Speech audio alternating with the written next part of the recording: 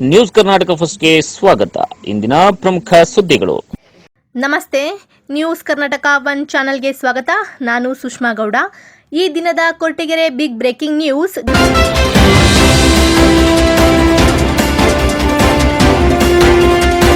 ದ್ವಿಚಕ್ರ ವಾಹನ ಹಾಗೂ ಕಾರು ನಡುವೆ ಮುಖಾಮುಖಿ ಡಿಕ್ಕಿ. ಬೈಕ್ ಸವಾರ ಸ್ಥಳದಲ್ಲಿ ಸಾವು ಸಂಭವಿಸಿದ ಸುದ್ದಿ ನಿಮ್ಮ ನ್ಯೂಸ್ ಕರ್ನಾಟಕ 1ರಲ್ಲಿ ವೀಕ್ಷಿಸಿ.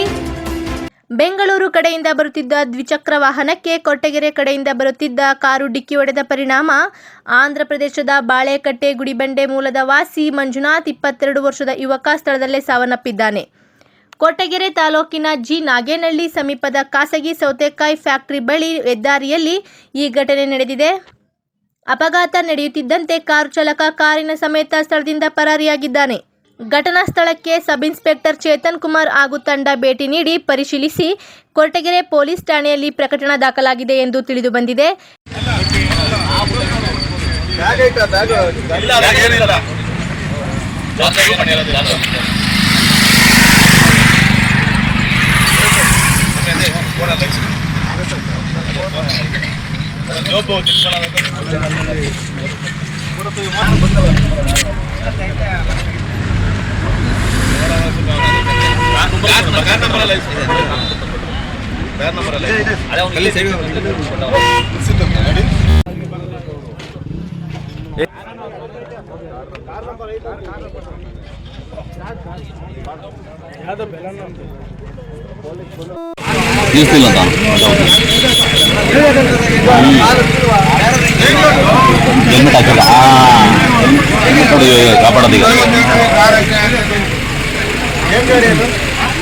ಯಾವ ಗಾಡಿ ಅದು ನಿಂತೋದು? ಸ್ಪ್ಲೆಂಡರಾ? ಅದೊಂದು ಫೋಟೋ ಹೊಡ್ಕೊಬಿಡಿ ಸರ್ ಗಾಡಿದು. ಸಂದೀಪ್ ಅಣ್ಣರೇ, ಸ್ಪ್ಲೆಂಡರ್ದು. ಈಗ ಆದ್ಮೇಲೆ ನೀವೇ ಫೋನ್ ಮಾಡಿದ್ದ ಡಿಪಾರ್ಟ್ಮೆಂಟಿಂದ.